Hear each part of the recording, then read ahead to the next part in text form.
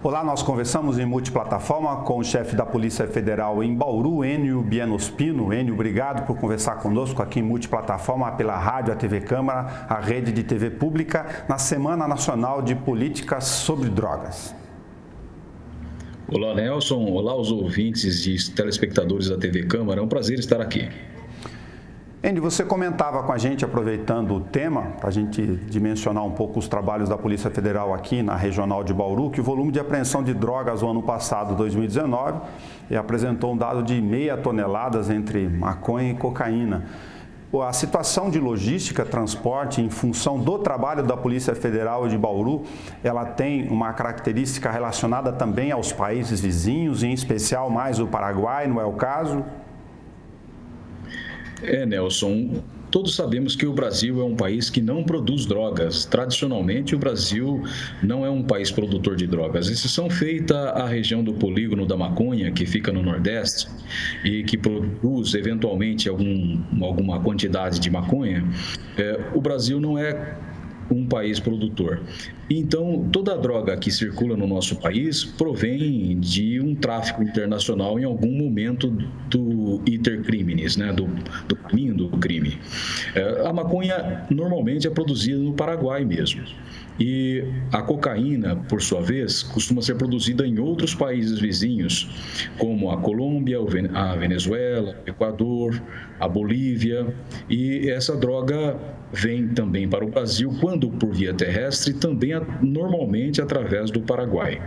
Então, as fronteiras são a grande dificuldade de policiamento, de fiscalização, porque o Brasil é um país com dimensões continentais, a nossa fronteira seca é enorme e a fiscalização é bastante dificultosa.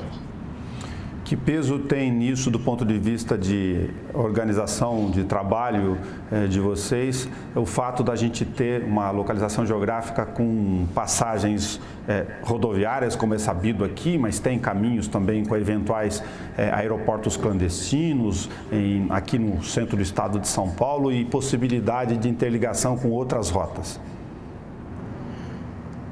A cidade de Bauru, ela fica numa região muito estratégica para fins de logística e na questão modal, ela é muito bem estruturada. Nós temos rodovias muito importantes servindo a região de Bauru, temos também aeroportos, temos muitas pistas de pouso. Eu não estou me referindo apenas aos aeroportos grandes, mas também aos aeroclubes, aos aeroportos municipais, às pistas rurais utilizadas pelos fazendeiros. Nós temos também transporte através do rio na região de Pederneiras, e tudo isso faz com que haja a possibilidade de utilização da nossa região para levar a droga que tenha origem no país estrangeiro, passando pelo Brasil como uma espécie de corredor dessas drogas, para que ela possa ser vendida pelos preços mais elevados, ou nas nossas grandes cidades, nas grandes capitais, ou mesmo nos países estrangeiros. Os grandes consumidores de drogas que pagam mais por essas drogas são justamente os países do primeiro mundo, como Estados Unidos e a Europa como um todo. Então, o trabalho da Polícia Federal está não apenas em tentar reduzir a oferta de drogas internamente no nosso país, mas também proteger as nossas fronteiras para que ela não seja mal utilizada em prejuízo de outros países, o que afetaria gravemente, inclusive, a nossa reputação. Então, para o público em comum, a gente costuma dar maior dimensão, eventualmente, do ponto de vista factual, a uma apreensão em si da droga, mas do ponto de vista da Polícia Federal, isso envolve uma logística, inclusive de inteligência de trabalhos entre outros organismos e também da Polícia Federal das outras instâncias, porque tem os outros países, aeroportos e essas questões que você já comentou envolvidas nesta ação. Sim, o trabalho de policiamento federal de fronteiras e de tráfico internacional não pode ser feito através das técnicas convencionais de simples abordagens aos meios de transporte. É preciso haver o trabalho de inteligência que pressupõe o intercâmbio de informações entre as diversas agências que existem entre as diversas polícias dos estados, a Polícia Federal, a Polícia Rodoviária Federal, que nesse cenário tem um papel muito importante, e também com as polícias estrangeiras. Nós temos em particular, um problema muito sério relacionado aos portos, né? Os portos que agora passam por um processo de concessão, privatização, e que são e vêm sendo muito utilizados para a remessa de cocaína dentro de containers a partir dos nossos portos, como o Santos, por exemplo, que é o principal de todos, onde a maior parte do produto interno bruto brasileiro sai para fins de exportação. Então, o trabalho de inteligência está justamente em identificar qual é o modus operandi dessas organizações criminosas, identificar as suas lideranças, mas principalmente identificar o capital dessas pessoas para que, ao final das operações, além de presas, essas possam ser também descapitalizadas. Retirar o capital das organizações criminosas é um golpe muito mais poderoso do que prender as suas lideranças. Quando se prende uma alta liderança de uma organização criminosa, sempre há um sucessor pronto para assumir o posto. Já se você retira dela a sua capacidade financeira, é muito mais difícil para ela se reerguer. Nesse mecanismo de trabalho, essa função toda aqui, aproveitando de novo o mote da Semana Nacional de Política sobre Drogas, você tem na ponta um outro serviço especializado que envolve a busca de eventual lavagem de dinheiro, ocultação de patrimônio, tem mecanismos no exterior que nem todos conhecem, mas as chamadas criações de offshore, por exemplo, para tentar fazer a circulação disso sem a percepção das autoridades. Sem dúvida, um dos grandes desafios para a polícia moderna é justamente conviver com a existência desse país, desse mundo globalizado, no qual as fronteiras elas são muito permeáveis, não só para a circulação de pessoas e de produtos, mas também para a circulação do patrimônio, das riquezas. Então, existe a circulação do capital com outros países, sim, e a dificuldade está em identificar esse processo de lavagem de dinheiro que envolve muitas vezes a evasão de capitais. Daí porque a gente precisa manter um constante intercâmbio e com autorizações judiciais obter dados de sigilos bancários, fiscais que envolvam autoridades de outros países. Enio, a gente vê também uma publicação natural de motivação, por exemplo, rodoviária, que dão maior circulação do ponto de vista, de novo, factual do noticiário, mas você comentava com uma questão interessante da experiência acumulada no tempo, lógico, na Polícia Federal, que é o caminho entre você ter lá o sacoleiro, como se fosse um varejista, ou aquele que está tentando praticar o contrabando ou o descaminho, que é outro tipo de crime agora separado no Código Penal, mas que envolvem pagar imposto ou não pagar imposto, material proibido ou não proibido, mas que pode isso, numa determinada dimensão, acrescer isso para uma condição de tráfico, efetivamente, não só de comércio de varejo, vamos dizer assim. Nelson, a realidade tem demonstrado que os transportadores de produtos descaminhados ou contrabandeados, eles no futuro podem muitas vezes evoluir para também transportadores de drogas, porque é tudo uma questão de custo do frete. O frete pode ser cobrado, vamos dizer, a título de exemplo, a R$10 por quilo quando se tratar de mercadoria descaminhada e a R$100 o quilo quando se tratar de drogas. É uma questão apenas de ver qual é o preço que a pessoa cobra para fazer um trabalho que é muito semelhante. Ela já repetiu outras vezes, por sorte talvez nunca tenha sido abordada, nunca tenha sido surpreendida, ela vai se encorajando e passa pelas tentações das propostas dos criminosos de fazer uma viagem um pouco mais rentável e então migra de um crime menos grave para outro bem mais grave. E a preocupação que nós temos com relação ao tráfico é justamente essa, de que o tráfico ele não se exaure simplesmente no crime que atenta contra a saúde das pessoas que consomem as drogas.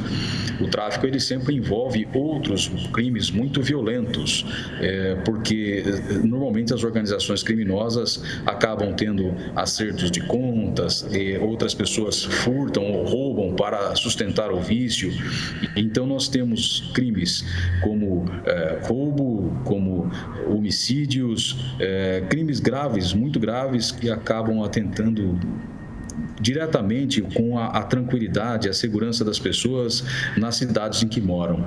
Então, o tráfico de drogas é um crime muito grave, porque envolve todo um cenário. Eventualmente, quando uma organização criminosa perde uma grande quantidade de drogas, temos assistido elas vertendo para a prática de assalto a banco, explosões de caixa eletrônico e tráfico internacional de armas, condutas que eles passam a adotar justamente para poder se reestruturar para voltar a traficar. Então, é uma sequência de crimes que se relacionam e o crime organizado aparece, na verdade, como um verdadeiro polvo, que tem vários tentáculos, né? E quando a gente consegue deter um ou dois desses tentáculos, os outros passam a agir e a sociedade é quem sofre com isso. Numa ponta tem a saúde pública envolvida e outra a questão fiscal, no caso do descaminho, que a lei usa a expressão de iludir o pagamento de tributo do produto, né? Em relação a essas associações, com a separação recente na legislação, você comentava conosco, em relação à tipificação no Código.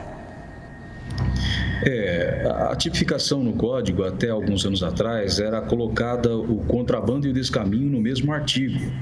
E a questão é que o descaminho é a importação de uma mercadoria cuja importação não seria proibida, mas ela se faz sem o pagamento do tributo ou com o pagamento do tributo a menor do que o devido. Por sua vez, o contrabando, que hoje está num artigo separado, o artigo 334A, é a importação de uma mercadoria que seria proibida pelas nossas normas.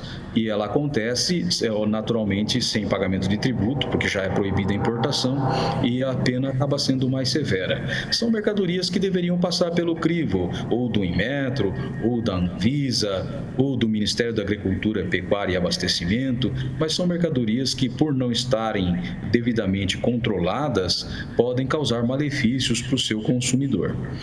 E sim, a saúde pública é afetada diretamente, tanto pelo crime de contrabando, que se pratica com cigarros, que se pratica com outros medicamentos, o que é muito frequente também, a importação de remédios através do Paraguai, como o Pramil, que é aquele semelhante ao Viagra, o Cialis e outros medicamentos como Sibutramina para emagrecimento. Essas importações causam sérios problemas para a saúde, tanto ou às vezes até mais do que as próprias drogas. Então, isso implica numa questão de saúde pública à medida em que o indivíduo é afetado, a coletividade é prejudicada porque tem que arcar com os custos do tratamento e recuperação do drogadido ou de uma pessoa lesada por problemas pulmonares com cigarros sem nenhum tipo de filtro ou proteção, sem controle das toxinas. E, consequentemente, os cofres públicos são o maior lesado com isso, quando a gente não assiste às mortes que são extremamente relacionadas a essas práticas criminosas. Rende uma curiosidade do público, destino final, quando tem condenação relacionada à apreensão de equipamentos, eventualmente tem casos onde tem essa dimensão que são apreensão de veículos, até aeronaves, bens imóveis. Quando se executa isso ao final, no processo judicial, é claro, o destino disso, você conseguiria nos ajudar aqui a esclarecer por causa do público? Sim, as mercadorias apreendidas, contrabando, descaminho, são todas levadas imediatamente para o depósito da Receita Federal. E a Receita Federal se encarrega de promover os leilões. E essas mercadorias, então, leiloadas, compõem lotes, né? E são leiloadas para que as empresas já especializadas possam fazer a recolocação dessas mercadorias de modo legítimo no mercado e de modo a compensar em parte as despesas que a União tem com todo o sistema de fiscalização e de processamento dessas mercadorias. Eu venho aproveitar a tua presença aqui para perguntar se aquilo que já passou, já foi superado do ponto de vista judicial, mas durante um certo período, por ordem do Supremo Tribunal Federal, a polícia, como outros organismos, elas não puderam, por um tempo, utilizar os dados do chamado sistema COAF, né, um instrumento importantíssimo da questão de atuação de vocês. Se isso prejudicou ou atrasou algumas operações com a retomada agora nessa outra fase? Olha, Nelson, Naturalmente que o COAF é uma instituição muito importante, o trabalho que ele presta para a nossa sociedade é muito relevante, à medida em que recebe as notificações das instituições financeiras, que são obrigatórias, são feitas por força de lei, e identifica as movimentações suspeitas. Então, nós tínhamos, na época em que houve a suspensão da possibilidade de utilização dessas informações, tínhamos medidas em curso que acabaram sendo proteladas.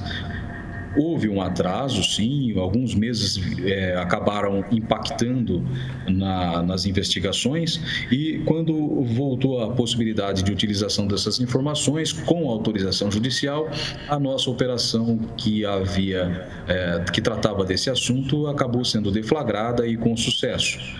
Nós deflagramos aí no ano passado aquela operação relacionada aos leilões, justamente, que você deve ter acompanhado, até retransmitido através dos seus órgãos de imprensa. A Operação Último Lance. Operação Último Lance, conduzida com maestria pelo Dr. Gustavo, aqui da nossa delegacia de Bauru.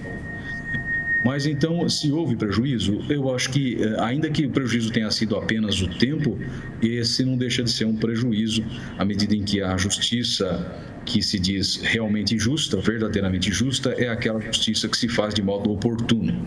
Então, sim, algum prejuízo houve, mas, graças a Deus, hoje em dia não se questiona mais a possibilidade de utilização dessas informações de inteligência.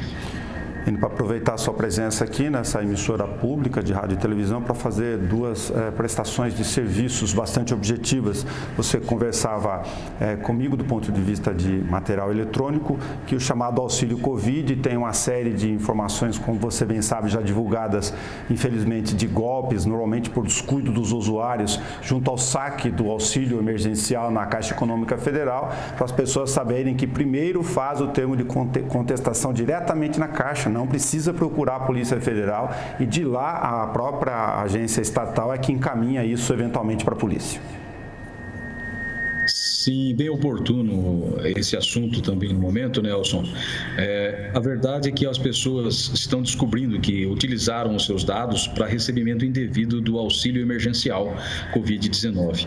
E quando elas descobrem, a primeira conduta tem sido procurar a Polícia Civil para registrar um boletim de ocorrência, o que tem levado as pessoas a se exporem desnecessariamente nos deslocamentos em ônibus, em coletivos, e depois na própria fila de aguardo nas delegacias para a confecção do boletim de ocorrência. Quando, na verdade, o procedimento ideal é que a pessoa procure a sua agência da Caixa Econômica Federal e lá faça, então, a apresentação da sua contestação e abra um processo, chamado processo de contestação, solicitando eventuais ressarcimentos de prejuízos que tenha sofrido. A Polícia Federal vai receber da própria Caixa Federal a documentação e as informações necessárias para desenvolver uma investigação a respeito dos fatos.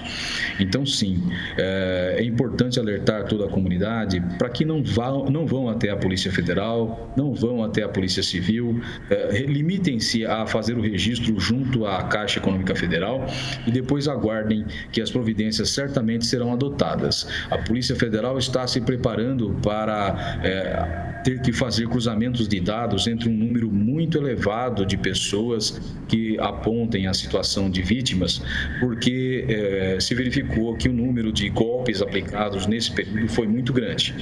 Nós, infelizmente, sabemos que pelo menos 300 malwares, que são aqueles programas maliciosos, foram detectados pelos especialistas, circulando pelas redes sociais e pelos aplicativos de telefone, coletando dados das pessoas que eram vítimas em potencial para que se pudesse ser feito a solicitação do auxílio emergencial.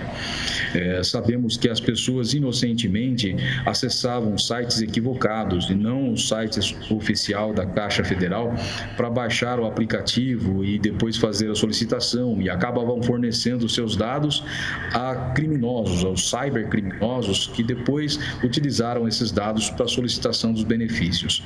Estamos nos preparando para receber um grande volume de dados e poder fazer, através de cruzamento de dados, chegar até os autores desses crimes, o que certamente é um grande desafio, porque a tecnologia é muito avançada e envolve a utilização de bots, também conhecidos como robôs, e essa situação toda exige uma colaboração muito grande, inclusive do Facebook, do WhatsApp e de provedores que não estão no Brasil. Mas nós temos certeza que as pessoas que praticaram essas condutas, elas precisam ser responsabilizadas, porque causaram lesão não apenas a pessoas pobres, pessoas simples, pessoas humildes, trabalhadores honestos que necessitavam de auxílio neste momento. E no fim das contas, acabaram tendo o dinheiro desviado em favor de criminosos. Nós vamos tomar medidas enérgicas para que essas pessoas sejam realmente punidas. Não é possível aceitar que fique como está. Tenho, inclusive, orientado para que aquelas pessoas que verifiquem que, por algum erro, receberam depositado em suas contas o auxílio emergencial quando não tinham direito a recebê-lo, que procurem fazer a devolução desses valores. Existe um site próprio para isso, devolucal auxilioemergencial.cidadania.gov.br. Se faz a devolução do valor recebido indevidamente, porque mesmo o recebimento por erro de outrem pode caracterizar crime. E a pessoa, então, fazendo a devolução, vai reparar o prejuízo que pode ser vertido em favor das pessoas verdadeiramente necessitadas. Enio, por fim, só para atualizar a questão de emissão de passaportes, na primeira fase da pandemia, a gente grava aqui pela internet, lógico, com todas as condições necessárias do ponto de vista das restrições de higiene sanitárias e epidemiológicas, e teve a suspensão natural, como em todas as outras repartições públicas, aqui mesmo Legislativa, Polícia Federal e todos os demais, de todas as esferas, mas nesse momento a Polícia Federal já consegue fazer uma programação de emergências em relação às necessidades e planejamento de emissão de passaportes, né? Sim, Nelson. Inicialmente, nós, como todas as instituições, suspendemos os serviços de atendimento ao público. Passamos a atender apenas as situações havidas como emergenciais, os casos urgentes. Há uma semana nós estamos retomando, atendendo a um planejamento, um programa de retomada gradual, a emissão de passaportes. Mas, para tanto, nós estamos fazendo, através do próprio site da Polícia Federal, a disponibilização das vagas para fins de agendamento. E essa disponibilização vai ser feita em uma quantidade de vagas bem menor do que aquela antes praticada, porque o espaçamento entre o comparecimento dos clientes, né, dos usuários do serviço público, o espaçamento se faz necessário para a preservação dos próprios usuários. O cidadão vai chegar, mas a outra família já teria ido embora e não teria uma possibilidade real de aglomeração que leva ao contágio. Enio Bianuspino, muito obrigado por conversar conosco aqui a partir da Semana Nacional de Políticas sobre Drogas, mas para poder, lógico, atualizar nessa emissora pública de rádio, televisão e internet o trabalho de vocês aqui a partir da Regional de Bauru. Eu é que agradeço a oportunidade de transmitir a toda a comunidade os trabalhos que a Polícia Federal vem realizando e as orientações necessárias para a preservação da tranquilidade de todos. Meus parabéns aí à TV Câmara pelo seu trabalho. Muito obrigado. Você assiste esse vídeo na íntegra, esse material disponível também na página da TV Câmara no YouTube. É só clicar em vídeos, estão todos os materiais lá. Até o nosso próximo encontro. Cuidem-se.